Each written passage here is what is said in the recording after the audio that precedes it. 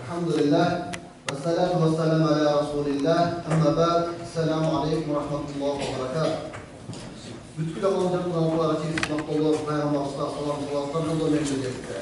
Meclisteki salam olgan Allah'ın salamı, yakıştırdığı jamiyetinde barımızdan yüklümsürge, elim yoksuğuzga, oşul memlekette bizine rayılmışsa da buradayım, şu yaşlıktan yardım. Bundan sonra almışlarga kanıtlamanın gelgenin maksatı birinciden uşul Prezidentimizdin 54. buyrukun negizinde. Al buyruk ısrarkeşlik boyunca. Oşonda ile mınакей берде аксакалдар сыралар отурат. Бардык отурушат. Мен силерге айтып кете элек, ушул президентибиздин берген белегин да тапшыргалы келген экен имамдарыбызга. Мынакей казтамбал алып келип тапшырып отурат. Андан кийин биринчи ушул казтамбалыбызды бир силерге тааныштырып кете элек. Жээнбек Нематулла ажы бұл бірінші илим жолдорун кайсы жактан алган, ошол боюнча силерге бир аз таасир берсек, Бухара шаарында биринчи Мирабад медресесинде, андан кийин Бишкектеги Ислам университетте, ошол кездеги Ислам институтунда, Азат Умар атындагы, андан кийин Сауд Арабия мамлекетинде Макка шаарында Умул Кура университетиндеги шариат факультетин ийгиликтүү аяктаган. Ал эми светик билимин бизде айтат да, молда болгон эле бул төрткүлө эсикченде окугандар мындай жакта окуган эмес. Биздин далдабыз, каздалабыз ошол светик билимин дагы Бишкек шаарындагы, Жалал Абад шаарындагы Жалал Абад мамлекеттик университетинин тарых факультети, Бишкек шаарындагы Арабаев атындагы университеттин теология факультетинин магистратурасын аяктап, көптөгөн дин жана када салт боюнча диссертация жактаган. Азыркы учурда Бишкек шаарындагы Арабаев атындагы тарых факультетинин аспирантурасында окуп жаткан. Учуру көптөгөн намдарда ыраазычылык баратарды, ыраазычылык каттардын ээси. Кыргызстан Ислам университетинин ардактуу профессор деген наамдалган. Азыркы учурда Жалал Абад областынын казысы, мурда ошол нарында биринчи казы болгон, зам муфти болгон, муфти советник болгон, көптөгөн ушул дин илимдеринде жүргөн аттуу баштуу алымдарыбыз. Силердин алдыңызга келип отурат. Андан кийин айрым дамлабыз отурат, айрым дамланы сиздер, мынакей көбүлө ушу намазга келип жүргөн адамдар, бул дамлабызды биздин мечитибизге баянданып турган көп китептин автору, ушундай эле Аладдин Мансур, белгилүү дин аалымы болгон Аладдин Мансурдун ишеничтүү шакирттеринин бири, силердин алдыңызга келип отурат.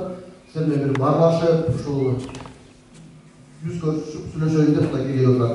Андан кийин ушул биздин өзүбүздүн акимибиз отурат, ал эле ушул силерге жакшы сөздөрүн айтып, жол кетейин деп, мынакей алдыңызда имамдар отурат, бир жакшынака кийимдерди, чапандарды кийип, андан сөз сиздердеги.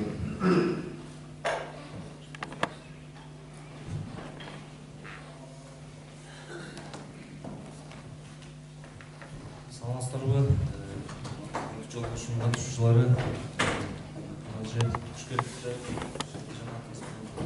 сизге биринчиден терең ыраазычылык билдиребиз. Ушул убактыңызды бөлүп, Ала Бутка районуна жалпы 3 күндүк атайын иш сапары менен келип берип отурасыз. Эртең да бир жакшы иш-чараларга катыша отурабыз.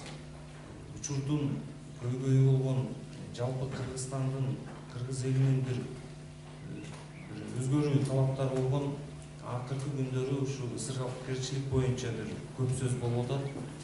Боюнча сиздердин оюңуздар, сиздердин пикириңиздер, сиздердин сунушуңуздар да абдан өтө элибизге маанилүү. Жерде дагы мамлекет дагы киришип, президентибиз указдарын чыгарып, мунун баардыгы тең элдин жалпы жашоо турмушун жакшыртууга багытталган иш-чаралар деп ойлойбуз. Жалпы мекемелер болобу, айыл өкмөттөр болобу, алар тараптан дагы түшүндүрүү иштери жана башка иштер жүргүзүлүп жатат. Бүгүн сиздин келип түшүндүрүп берип атканыңыз дагы бул абдан бир маанилүү чоң иш-чаралардын бири деп ойлойм. Дагы бир жолу терең ыраазычылык билдирем.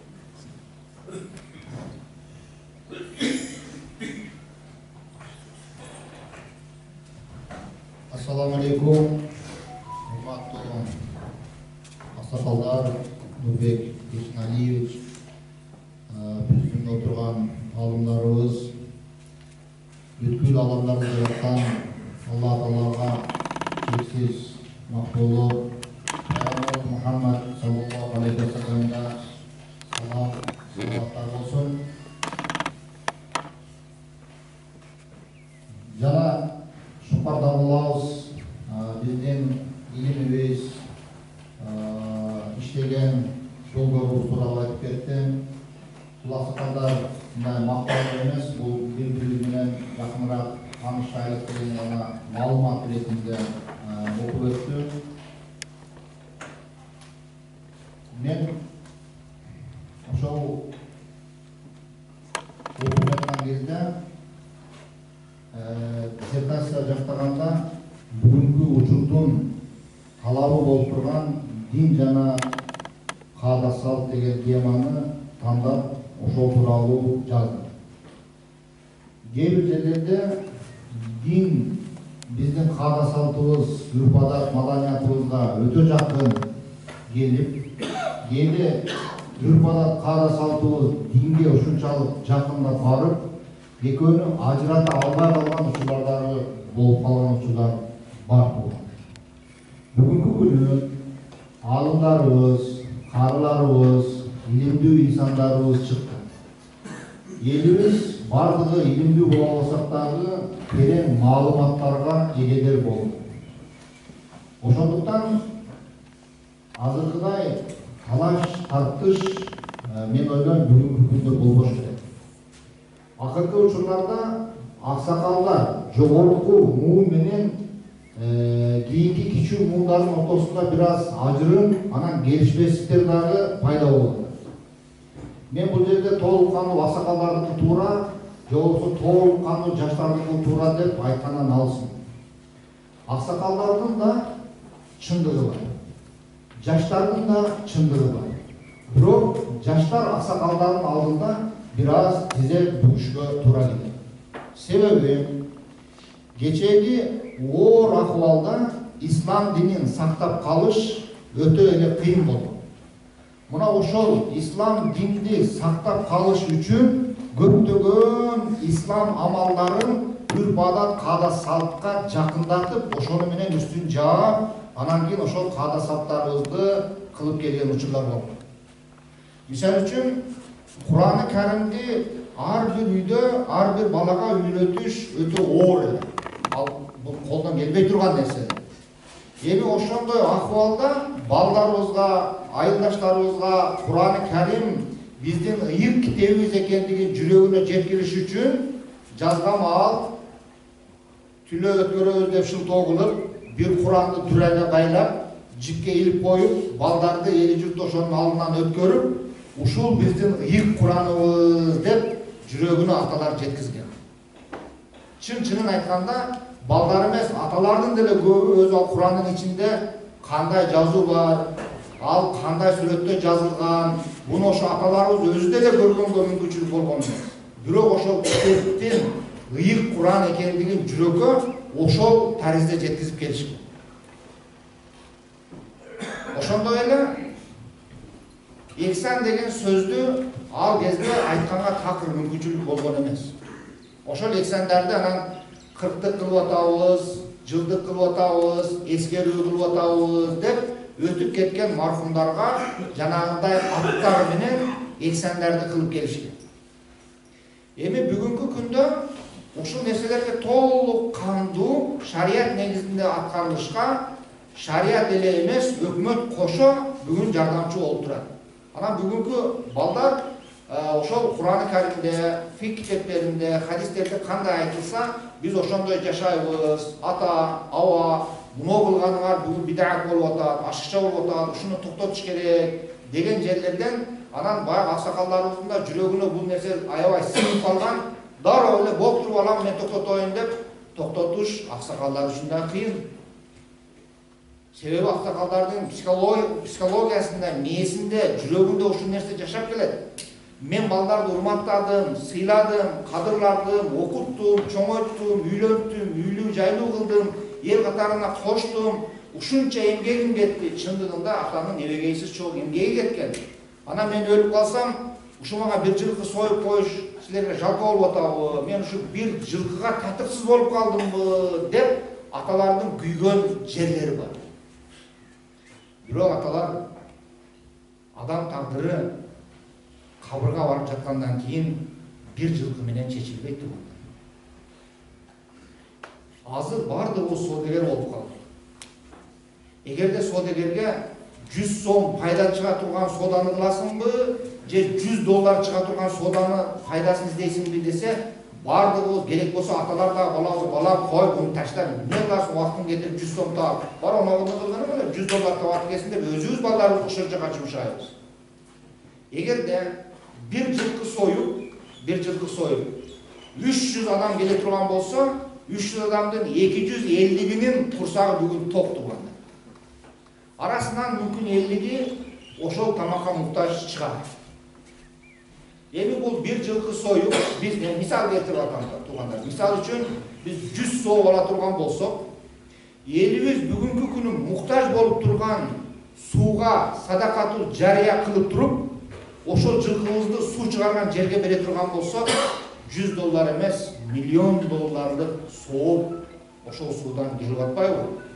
Бүгүн урушпай, талашпай, илими бар алым балдарыбыз аталардын көңүлүн калтырбастан жакшынакай кылып түшүндүрүү менен иш алып барыш керек. Дароо эле сенин айтканың болбой, сенин айтканың тигиндей деп жакадан ала турган болсок, кантип аталардын башын бере салат? Сен анын тарбияланып чоңойткон небересинен да кичинекей болуп турсаң. На принцип дагы бербейт да, катакени билип турса дагы жок, мен өзүмдүн жылкым бул, эч кимдин жылкысы эмес. Акимдин жанынан кетип аткан жок, казынын жанынан кетип аткан жок. Менин жылкым бул, сөй деп аталар на принцип көмбөй коет. Мисалы үчүн өткөндө Нурмет Бишнаевич бир жерге барды. Бир жылкы союптур. Анан элдер келип атат, жеп атат. Мен кире албадым, жебедим. Анан бир кезде сүйөктү алып келип алдыма коюшту, жаназа окуйлук деп турабыз. Баягы табут, 4 бурчундагы кармай турган туткасы бир тутам. Эки тутам менен кармайын десеңиз жок бияны, бирден тутам. Ушундай 4 бурчунда. Анан усталардан мен атайын сурадым. Муну угольниктин размери канча десем, 3 түк казак кетет. 3 түк угольниктен жасалган табут. Üstüne 4 takta taşlap koyuştur, alдағы gün менен жаңбырда кала берип, жана gün менен жаңбырда калган такта көгөрүп кетет го, ошондой болуп калды. Эгерде гарантия берем, 90 же 100 килограммдык сөөк жата турган болсо, табут мондой экиге бөлүп ийилип кете турган акыбалда. Анан мен айттым да, муну жылкыны союп элге бердик, мейли. Мында да сооп бар. Бирок ошо сойгон жылкыны сатып муну табутты жасап кое турган болсок, сенин атаң өтө көп сооп жазылмак. Анан ушул табутка ушул айылдагылардын көпчүлүгү түшмөк. Акыры бир жака бир мейманга, кудага барам десең дагы, о кудаңын паланча туугандарын издеп бир жибин алдырасың го. Ошо касайып отуруп барсаң жип менен куда дагы жакшы тозуп атат. Өлүк дагы кадырланыш керек да. Каада да ошону айтат. Өлүк кадырланып жакшы никелден жасалган, же болбосо сону жыгактан жасалган табутка 5-6 бала көтөрүп бара турган болсо, өлүккө деле рахат татасыңдар. Мына бул жерден талаша турган, татыша турган нерсе жок. Биздин президенти Садыр Нуркожоевич биздин малга эге чыгып аткан жери жок. Ал биздин мал. Ал кишилер билип атат. Тескерисинче ошо биздин малыбыз ысырапка кетип калбасын деп, бүгүн биздин курсагыбыз ток, жакшы болсо, мамлекет жакшы да. Ошондуктан мамлекетибиз бекем түптүү болсун деп, ар бир үйдүн жашоосу бекем болуштугуна кам көрүп аткан учуру. Ошондуктан бүгүн президентти жаман көрүп, анан аксакалды молдону жаман көрүп, анан келип аким менен айыл өкмөт менен тирешпестен түшүнүк менен иш алып барышыбыз керек. Бул жерде ислам бул илим дини. Бул жана караңгылыктын, жапайычылыктын дини эмес. Бул өтө терең, берекелүү болгон, ачың айдык, алдамдын көзүн эмес, көйдөнүн кошу ача турган дин туугандар. Ошондуктан бүгүнкү учурда жамандык жакшылык болгон кезде мына акимдерибиз, айыл өкмөттөрүбүз баш болуп, имам хатиптерибиз менен, мына бул жерде отурган дамлаларыбыз менен кеңешсе, анан ушулар айтып берет. Жакшылыктан мындай кылайлык, жамандыктан мындай кылайлык деп. Азыр мисалы үчүн ысырап корчулукта бардыгыбыздын башыбыздан өтүп атат. Мисалы үчүн бала үйлөсөк, кыз чыгарсак, ресторандарды уюштуруп атабыз. Ошол жерде дасторконубузга эң көп акча кеткен кайсынысы? Бул бээ эмес, жылкы эмес асында. Эң көп акча кетип аткан бул салат. Салаттын 7-8 түрүн жасайбыз. Анан калган нерсенин бардыгын пакетке салабыз, пакетке салынмаган бир гана салат бар. Салат бүгүнкү күндө тонналап мусорго ташталып атат. Ал салатты 4 сааттан кийин эч ким жебен болбойт деген турган. Ошондуктан ошол бүгүн президенттин айтканы, ошо салатты кылгандын ордуна андан көрүп балаңа, келиниңе бир кийим кечек алып бербейсиңби?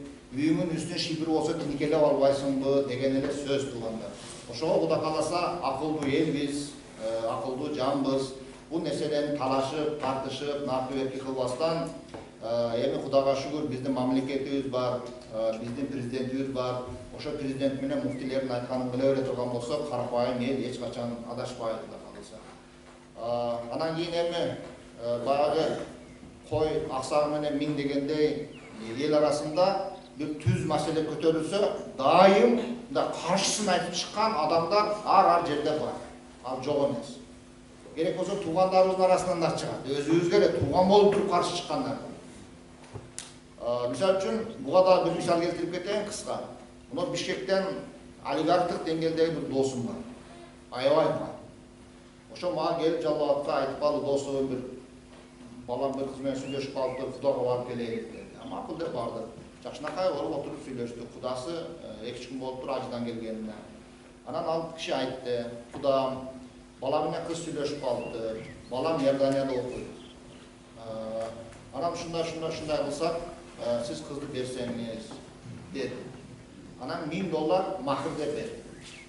Анан айтты, мен бир койлук болуп келем деди. Сиз бир кой союп эле бизди тосуңуз. Анан Кудай катары мен башыма бир акалпак кийгизип коюм болду деди. Siz dagы мага бир койлук конок бериңиз, мен аларды бир кой союп сыйлайм. Анан мен бул балама үй салам. Эгерде ошол кезде сиздин мүмкүнчүлүгүңүзгө жараша, анан ошо 2 балага диван бересизби, төшөк бересизби, ал өзүңүздүн эрки, ошо колдоо көрсөтүп койсоңуз болду Кудам. Болду, Аллаху акбар, ушуну менен кийинки жума келди, тойлукту кыз алып кетти. Эми менин бир тууганым, элей десем намыстанат. Ал чакырып калды бүгүн эшикти такылдады. Ассаламу алейкум, алейкум салам. Ажым мен кызымды берип атам, ушуга бүгүн кудалар келмегиле, ушу башында болуп берсем. Макул, жакшы иш экен. Мен ойлоп үйүнө барам деп, чыгып үйүнө жөнөп калсам, ал шаарда бир кафени айтат. Кафеге барса, ушул стол бечара ушул 10 топ долго турат. Ушундай дүр дүйнө тамакты койгон. Бияка баланын туугандары, бияка кыздын туугандары отурду, мен да кыз жакка өтүп отурдум. Анан бир маалда соода башталды кадимки эле. Паланча миң халым бересиң, байкуш Куда болуптур деди. Анан аны менен сүйлөшкөндөн кийин анан бир келин чыкты да, бир жеңеш чыкты дагы, пакта бересиңер деп коду. Мен түшүнбөйдүм ал пакта эмне.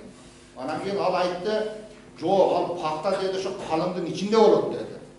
Анан кийин міне биздин кызыбыз дешевка экен андай деп ордунан тура калды эле. Анан урушка деп жасашты. Анан байкуш Куда коркконунан ага дагы макул болду. Калың 100 000, 100 000 үстүнө пакта 10 000, 110 000 бере турган болду. Анан мен сөз сурадым, мен сүйлөсөм болобу десем, сүйлөң деди. Анан айттым, 1 саат болду, талашыңардан баш көт чыкпайт. Бул байкуш 2 баланын махабаты каякта калды, 2 баланын жашоо тиричилиги каякта калды. Сенин балаң Россияда иштейт экен, ал менен ал жерде губернатор дейсиңдер.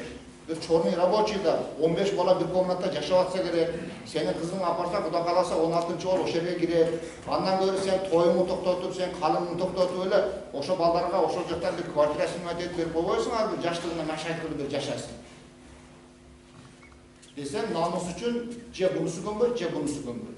Мына ошондуктан урматтуу туугандар, бул жерде биринчи нерсе бири-бирибизди контролдоп, мына акимдерди кыйнап, ыштырап салдырып, тиги кылып, бу кылып, анан керек болсо ыштырабын эле төлөп кое берем деп док кылбастан атаандашууну токтотушубуз керек. Эң биринчи оору атаандашууда турат. Мына ушул атаандашууну токтото турган болсок, урматтуу аталар, мына бул жерде отурасыздар. Сиздердин эмгегиңиздер эбегейсиз аксакалдар. Сиздерден балдарыңыздар эч нерсени аябайт. Керек болсо үйүн сатып үйрүп силердин ариятыңарды кылганга бала даяр. Бирок ал үйүн сатып үйрүп көчөдө калышты сиздер да каалабайсыздар да. Ошондуктан Кудай кааласа буну тил табышып кыла турган нерсе, мен ойлойм, сиздер илгертен бери дин канчалык кыйналса дагы ала бука жеринде дин анчалык кыйналган жок. Алымдар чыгып турду, карылар чыгып турду. Ошондуктан Кудай кааласа көптөгөн тартип бузууларды мен имам хатиптен сурап атам, сиздерде жок экен. Тескерисинче көп жерден сиздерде мындай үлгү ала турган жактарыңыздар бар экен. Кудай кааласа бул маселе боюнча мен аябай кубанып, сүйүндүм. Анан экинчи маселе биздин ибадат кылып жаткан мечиттерибиз бар. Көптөгөн мечиттер жаңы салынып атат. Бүгүнкү күндө аксакалдар ушул мечиттер документи жок болсо, паспорту жок адамдар эле сыяктуу болуп калып атат. Ошого Кудай кааласа сиздер баш көз болуп, мына өкмөт жактан президентибизден, акимдерибиз баш болуп, колунан кандай жардам керек болсо берип, ошону катуудан өткөргөнгө салымын кошуп атышат. Анан кээ бир мечиттерибиз бар, стандартка жатпайт. Ашар жолу менен салынган, пакса менен салынган, же болбосо жана высоколуктун алдынан курулуп калган, же аварийный состоянияга келип калган. Буларды дагы бүгүнкү күнү ошол өкмөт ошоларды чызып жокко чыгарып койбойлу, ошолар дагы мечит атын жоготпой турсун, бирок аларды акты түзүп, бирок катардан баягы саны өчүп калбасын, 45 мечит болсо 44 болуп калбасын, 45 боюнча турсун. Bir gün olsa, bir gün bir er zaman çıksa, oşoldun da onda koygongo jol açılат. Бүгүнкү күнү биз элдерибиздин ибадат кылып жаткан ибадатканаларын жаап койду деген атка калбайлы деп жакшы сөзүн айтып колдоо көрсөтүп турган учур. Ошондуктан урматтуу аксакалдар, жергиликтүү эл журт, мен сиздерден суранарым, ошол имамдарга жардамдашып, мечиттерибизди документтештирип алганга жакындан жардам көрсөтүңүздөр тугандар. Андан кийин бүгүнкү учурда ар бир үйдө бакытка бөлөгөн дагы, ар бир үйдө чырга кандайдыр бир себепкер болуп калган дагы, биздин ийгилигибиз дагы, арманыбыз дагы аялдар болуп атат. Буну биз тан алышыбыз керек туугандар. Мына бул жерде жалаң эркектер отурабыз, бүгүнкү күнү эркек болуп, үйдү толук кандуу жоопкерчилигин алып, камсыздай албай жатабыз. Аялдарыбыз арабанын жанагы моюнчасын мойнуна илип, биздин ордубузга көптөгөн тиричиликти ошолар кылып атат. Албетте эркектерибиз дагы бар. Бирок 100 эркектен 10 эркек зорго чыгып атабыз, 90 эркегибиз жанагындай болуп атабыз да. Ошого Кудай кааласа аялдар менен дагы азыр жолугуп, көптөгөн жакшы сөздөрдү айтып, сүйлөшүп келдик. Эми аялдарды тан албай койгонго, аялдар менен эсептешпей койгонго бүгүнкү күндө мүмкүнчүлүк болбой атат. Ошого Кудай кааласа алардын орду качан үйдө болот, качан эркектик даражага жетсек, ошондо аялдардын орду үй болот. Ага чейин бүгүнкү күндө эркектерибиз чычалабай моюнга алышыбыз керек. Ишти, башканы эмес, жада калса оюбузду дагы аялдарга урдатып өтүп да. Жүрөктө гам жок, башта ой жок. Эртең балдарымды кантип нан таап келем деп эркек ойлонбойт. Чалабайлы, ошол аялдын чоң баласында өлө жүрөбүз дерчи, чыгып эле. Берсе жейбиз, бербесе отурабыз. Кээ бирлери дагы апам деген сөз өтүп алды. Уят да, уялыш керек да. Сен апаң эмес, сен аялың да. Ошого аялдардын дагы түйшүгүн жеңилдетип, ошолардын оор жеңилин колдон алып, эркектин намысты колго алайлык туугандар. Эркектер бүгүн бардык нерсени айтып койду. Санап отурсак тизмеси түгөнбөйт. Бизде эмне калды билесиздерби? Бизде бүгүн бир гана улак калды. Улактан башкасы мушташтан, тиштен, эңиштен, топ тепкенден, күрөшкөндөн бардыгын аялдар алып бүттү. Эми кокус улакты алдыра турган болсок, калпагыбызды жамбашыбызга коюп, бордо чап эле чапкан бир айда байбиче деп кыйкырып бордо отуруп калышыбыздан узак эмес. Намысыбызга келели усталар, аксакалдар, намысыбызга келели жигиттер. Мурунку учурда мен айтып коеюн. Апам байкуш, атам келе жатканда кыска сөзүн айтканда тарат сынып калат. Анан мен апамдын 10-чу баласымын. Дайым апамдын жанында болот элем, тиричиликти экөөбүз кылат элек. Анан апам байкуш коркот эле, ыйлайт эле. Анан ошентип жүрүп мен дагы апам тарапка өтүп алыпмын дагы. Ошо апамдын ою менен атамды жаман көрүп калыпмын да. Анан мен ойлоп жүрдүм, ушу мен үйлөнсөм, кайсасы ыйлайм. hiç kafa kılmayın, tiginde bunday depçi. Anam üylöndüm.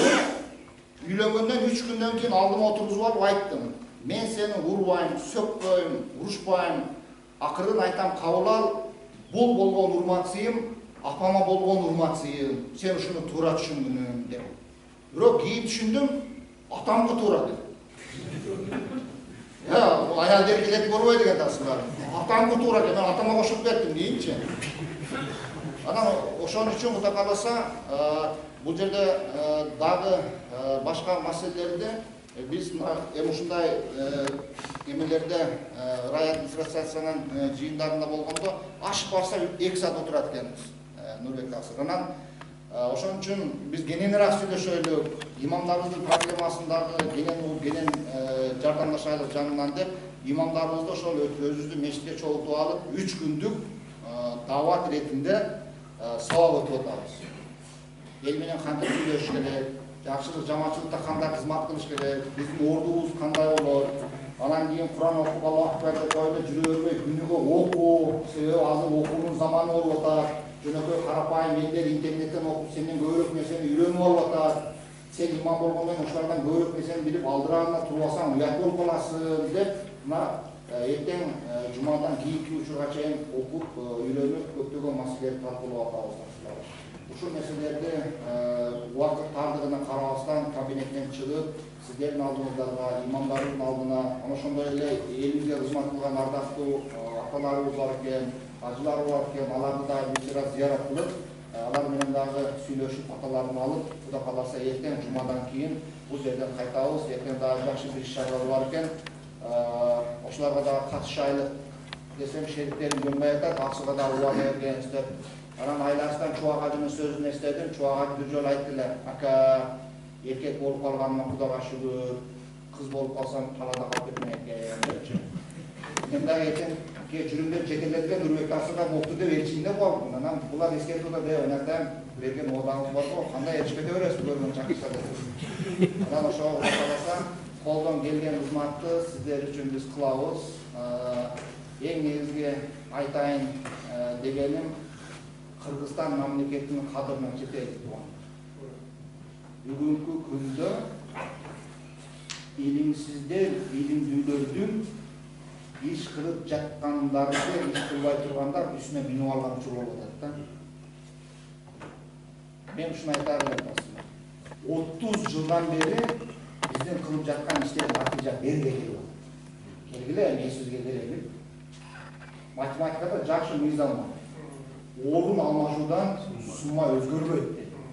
Президент алмаштырса эле биз жыргап кетебиз. Ал жанагындай куру кыяр эле болуп атат да. Мен президент болсом эле мындай, нарагында акырда эчтеке жок болбосо анан кийин келсең, мени топурак жейсиң. Элге да топурак жейсиң. Сендин акыбалың ошо болот. Ошого Кудай кааласа ким илимдүү, ким финансыз, ким акылман, ким данышман, тапканыбыздын бардыгын ортого таштайлык дагы ынтымакташайлык. Аллах Таала Кур'ан-ы Каримде sayıdıyla وَاعْتَصِمُوا بِحَبْلِ اللّٰهِ جَمِيعًا وَلَا تَفَرَّقُوا Sadaqallahul azim. Bardığınlar Allah Taala'nın dinine birigip, baş birikip ынтымак болгула, бөлөк-бөлөк болбогула деген аяттын негизинде бүгүн жашасак, Кыргызстан да каласа биз дайыма айтып жүргөндөй жакшы мамлекеттердин катарына кошулат, ал биздин колубузда. Мына биз умрага барган кезде аксакалдарыбыз, тиги булар ошо жакты көрүп айтып атат, Аллага миңерде шүгүр, Алла Таала бизге бейиштин төрүн берип койгон дубай болуп деп.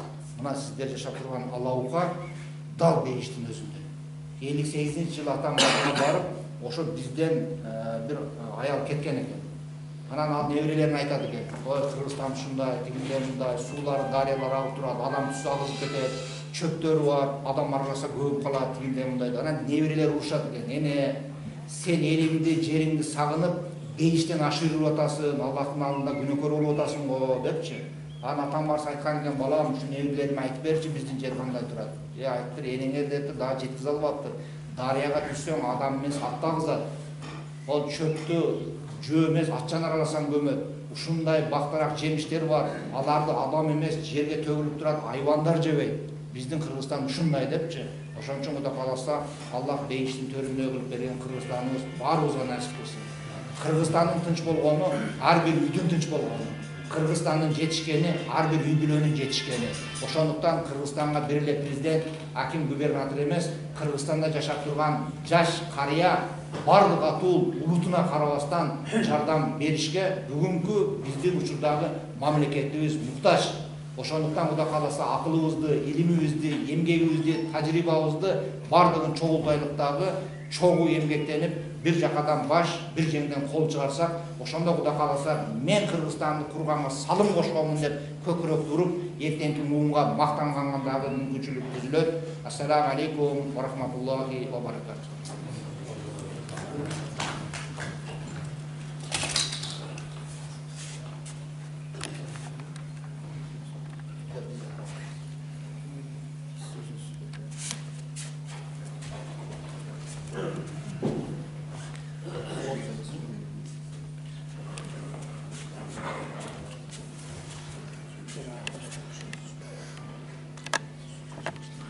Эгерде мындайда, эгерде мисалда андай бир суроолор болуп турган болсо, бизде бул жерде алдындарыбыз бар, биз бар, колубуздан келишинче ошол суроо жооп кылып, 5-10 мүнөт талкуулап алсак болот. Кудай кааласа, кандай дейсиздер?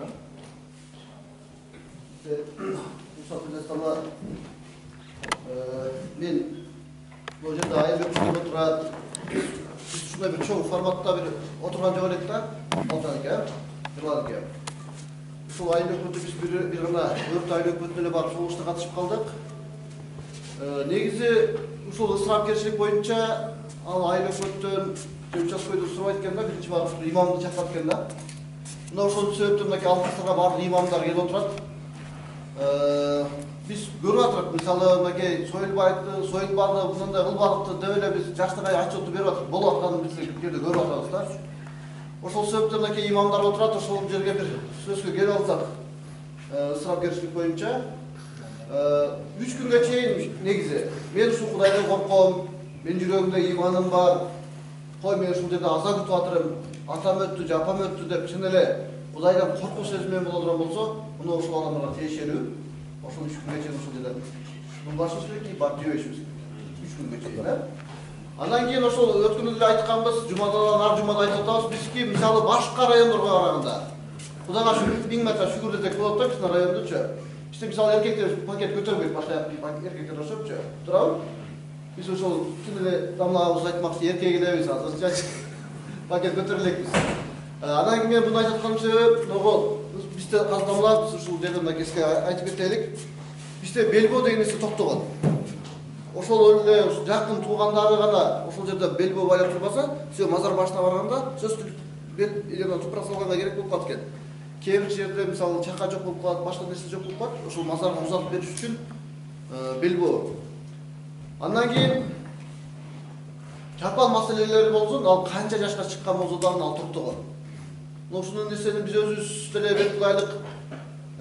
Кээ биркилер жараткан Аллахтан эмес, жаралган инсандардан уялып, ошолордон коркуу максатындагы белбоолорду берип, ушу эл эмне дейт деп айтып аткандарда бар алып мүмкүнчүлүгүбүз бар да.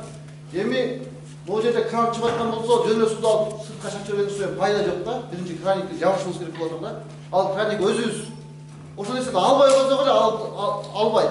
Ар тажада айтабыз да, туурабы? Тажада айтып аткан үчүн ар турсун, чечике деп белбоо деп ошол калып жүргөн учурларыбыз да болуп атат. Ошол сыяктуу дамалар биз өзүбүз ошол жерде туруп, ал эч биздин Кыргызстанга пайдасы тийбейт. Өзбекстан менен Кытай эле байытабыз, ар тажада айтып атат. Бизден чыкпаса бул белбоо. Жөн эле ошол жанагы Кытай менен Өзбекстан байытабыз, эмне пайда? Одан көрө ушул атабызга жакшы бир соо тие турган садакатул жария исрап кылбастан башка нерселерге исрап кылайлы мынакей. Кандай исрап? Жакшы ишке, көчө тегели, жол салайлы. Болбосо мынакей эртең медресе ачылып атат. Апарып бериңиздер мынакей. Жылкымыздарда. Ушул сооптуу болот. Ошондой эле 40-тык, 52 күндүк кашамелик деген нерсе биздин алап барайлы токтогон. Ушу 3 күндөн кийин каздамда бизде бир эле ихсан болуп коет. Андан кийинки күнү мисалы күндөгө кылса барып жей беребиз. Аны биз жебейбиз деп айтпайбыз. Күндөгө чакырсачы болгону 52 күндүк ана 40 эле ана кичине 40 деп айтпастан эле жөнүндө ушу атама бир куран окутайын дедим эле эл чакырып бир батасын алып коеюн десе ага барып жей беребиз бирок мындай күндү санабайлык деп атат да. Ушундай бир биз Аллах үчүн ылайлык, Аллахтын ыраазылыгын табайлык. Ал шариатта жок нерселерди кылбайлык деген максатта да. Ошол негизги маселе. Мынакей аксакалдар отурат, ушулар биз менен барып анча мынча жерге түшүнүү иштерин жүргүзүп атат. Айыл өкмөттүктө иштегендер, мынакей эртерээкке отурат. Анча мынча жерге барып, ушу мектептерге сабак өткөнгө барганыбызда, элчи болгон жерге барганда, ушул нерсени айтып атып, Кудай буйрса калып келет ушул нерсе. Бирок кээ бирки имамдарыбызда деле бар, аны мынакей жашырбайлык. Эмне дейт? Өлүмдү жашырсаң, оору жашырсаң өлүм ашкене болот дегендей, кээ бирки имамдарыбыз кошулуп ошол нерсени кыласың деп чапкылап алып түшүп аткандар деле бар да була. Айрыкча ушул нерседен мисалы биз өзүбүз тыйсак ал тыйылып калат.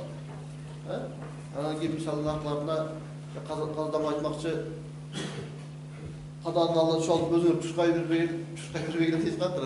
Чуркай бербейлик, калганын акырындык менен жооп жашырса ошого тайшалабыз. Ошол убактылыктан келгениңизге рахмат. Ошондой эле мынакей каздамадан ушундай бир алтындай убактын бөлүп, сиздер менен бир баарлашып, көрүшүп, жөндөшүп келип эле жолугушуп кетип калып, же болбосо мечитке келип эл менен жолугушуп кетип калбастан, чоң форматта 3 күндүк имамдарыбызга дагы сабак болуп атыры, анан сырткары деле зыярат дагы болуп атыры. Мынакей аким менен эмне дейт, аял го. Жана каздамда бир жаштыкка сөз айтып кетти аялдарга. Эркек канча миң долларлык жип тап келсе дагы аял эчте алат дейт. Аялдар бир сомго дагы бир ийне алган болсоңор, ошол ийне үйдүн төрүнө кирет дейт. Ошол сыяктуу биз канчалык иштесек дагы, эгерде үйүбүздө аялыбыз ошол динден кабар жок болгон болсо, ал үйгө дин келбейт деген сөздү айтты да. Бир жакшы сөз айтып кетти, ошол сыяктуу мынакей энелерибиз дагы бир иманга келип жакшынакай болуп калган болсо, бул жакшы. Мына биз ар тазарда бир жерде айтсак, токтот деп бир эркектерди токтотуп койсок, уяктагы аялдар токтойт да, чыгып бир туруп, ошолорго да кичине жардам кылып калса, Кудай буйрса оңолуп калабыз. Рахмат ушундай келгениңизге. Рахмат каздамда сиздерге да, Юрий Бешевичке да чоң рахмат ушунча элди уюштуруп, деканы сүйлөшүп берип, аяктарды баардыгын уюштуруп берген мына сиздерге да чоң рахмат. Дагы эртеңки чакырып кетебиз. Медресебиздин ачылышына. Ана кимибиз бир сом салым кошкон болсок, ошол жерде мечиттин ачылышы, медресеге капсула салуу марафонуна чоң пайда болот. Ошол жерде сиздер бир ийгилдүү ашып калган болсо, бул жакшы нерсе болот. Рахмат анда. Рахмат анда. Сөздүн казысы Мадулла Ажыкеге да терең ыраазычылык билдиребиз, жана жалпы жамаатыңызга ушу убактыңызды бөлүп 3 күндүк иш сапар менен келип, ушу бизге сабактарды өткөрөлү деп келип атасыз. Жалпы ушул жерде жамааттын атынан, алып элдин атынан терең ыраазычылык билдиребиз. Урматтуу жамаат, бир нерсени айтып кетпесек болбойт. Пайгамбар Мухаммад саллаллаху алейхи ва саллям "Мен лам яшкурин нас, лам яшкуриллах" деген хадиси бар. Ким бир инсандын жакшы кылган ишине рахмат айтпаса, ал Алла Таалага деле шүкүр келтире албайт дейт. Бүгүнкү күнү мына биз кийип турган форма бул биздин президентибиздин имамдарга болгон хадиясы. Буга биз аябай ыраазы болуп турабыз. Эми бул канчага тигилди, кандай материалдан, кандай экени биз ал жөнүндө талкуу кылбайбыз. Биз ыраазы болгонубуз ошол элге кылып аткан кызматыбызды эстеп, бизди эстеп койгонуна ыраазыбыз, Нурбек Абишналиевич. Ошондуктан Кудай кааласа, биз ошол президентибиздин дагы ишине ийгилик каалап, өзүнө ден соолук каалап, адылдык менен, акыйкаттык, калыстык менен элибизге кызмат берсин деп дуанын үстүндөбүз иншалла. Анан Кудай кааласа, бүгүнкү күнү эркиндик жагынан Кыргызстандагыдай деңгээлде башка мамлекеттер жок туугандар. Мисалы үчүн биз Америкасында деле болдук, Малайзияда болдук, Англиясында деле болдук, мына Сауд Арабияда 5-10 жылда окуп, ошол жерде жашадык. Биздин ааламдагы мусулмандардын кыбласы болгон ошол Меккенин өзүндө деле динге болгон эркиндик биздин кыргызстанчалык эмес туугандар. Misal üчүн Masjidul Haramga girip menin ilimim бар эле деп bir kitapты алып алып, "Ой, жамаат, берке келе, бери карагыла, мен силерге bir кичине маселе айтып берейин" деп ошол жерде маселе айта албайбыз. Анан дароо өзүнүн кызматчылары бар, акырын келип жетелеп алып кетип калат сизди. А бизде любой мечитке кирип туруп, "Ой, таксылар, бери карап койгула, кичине хадис угуп кетти" деп элди токтотуп алып хадис айтып атпайбы? А мисалы үчүн биз айтып аткан баяндарды, сабактарды эч бир адам же бир аким келип, "Апке, бул сабагыңды мен бир текшерейин. Анан кийин мен жазып бергенди сен чыгып окуп бересиң" деп азыр эч ким айта элек. Ошондуктан Кыргызстан мамлекетинин бардыгына шүкүр келтирелик таксылар. Манан жанагындай тартип бузуу, итаат кылуу, баш ийүү чектен чыга бере турган болсо, буну Алла Таала оңой эле тартипке салып коет. Мисалы үчүн биздин Кыргызстанда дагы бир чоң мүмкүнчүлүк эмне? Биз азыр кайрымдуулук кылабыз десек дагы, айта турган сөзүбүз болсо айтабыз десек дагы, кайрымдуулукту ала турган дагы жер бар, айткан сөздү укканга кулак дагы бар да. Мисалы үчүн кече мен айттым, казактарда Абай деген чоң философ, жазуучу, акын болгон. Ушул кишинин жакшы айткан сөзү бар. Айтаарга сөз таптым дейт, бирок угаарга кулак таппадым дейт да. Азыр мисалы үчүн Түркияны албаңыз, бул Шаркы Түркистаны деп, бул Кытайды албаңыз, башка жактарды албаңыз, жада Саудиянын өзүн албаңыз. Мисалы үчүн бир $50,000 бирөөгө хадия кылам десе, дароо эле деп бере албайт. Аны мамлекетке өткөрөт. Мен ушундай хадия кылайын дедим эле, кайрымдуулук кылайын дедим эле деп. Анан мамлекет анан туш тарапка бөлөт. А бүгүн Кудай кааласа бизде мечит салам десе, мектеп салам десе, садик салам десе, жетимдерге үй салып берем десе, толук мүмкүнчүлүктөрүбүз бар. Ушул нерсени кенен бүгүн пайдаланып калышыбыз керек. Себеби эртең бизде дагы ошондой нерселер тыйылып калыш ыктымалы бар. Бул тыйылганда кандай тыйылат? Исламда ушундай айтылат. Кыямат жакындаган кезде зекет аларга адам калбайт дейт. Зекетиңизди көтөрүп алып, жалдырап, "Муну мен зекетимди алып коючу" десеңиз, "Мен азыр элдерди таппай келдим, койчу наракка апарчы" деген күн келет. Ошого Кудай кааласа бүгүн бергенге мүмкүнчүлүк бар. Берип калайлык, ынтымак болойлук. Убакыт бөлүп келгениңиздерге биз дагы ыраазычылык билдиребиз. Нурбек Бешеналиевич, ишиңизде ийгилик болсун. Бул жерде мына айыл өкмөттүн башчылары, башка кызматчылар тиги булар отурат. Анан кийин мына Гүкем менен мен кече келатканда сүйлөшүп келгем. Жанагындай дин жаатын, дин тутумунда жүргөндө бир аз акча чаап кеткен дагы балдарыбыз, кыздарыбыз бар. Ушуларды дагы тартипке чакырышыбыз керек.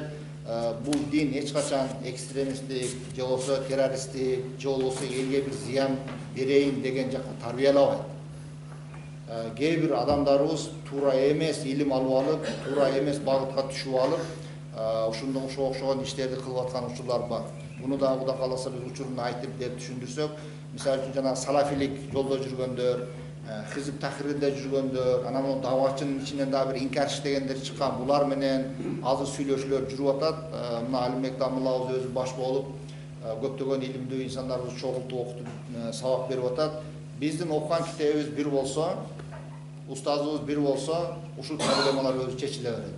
Чет жака чыккан учурда атам дайым айтат эле, "Балам, сен канча илим алсаң дагы ушу Кыргызстанга пайдалуу илимди алып кел, башкасын алып келбей ал жактан. Мейли үйрөнсөң өзүң үчүн үйрөнөр, бирок алып келбе" деп. Ошол азыркы учурда Саудияда ошол салафилердин очогу болгон Меккеде мына Чубага жөкөбүз окудук 10 жылда.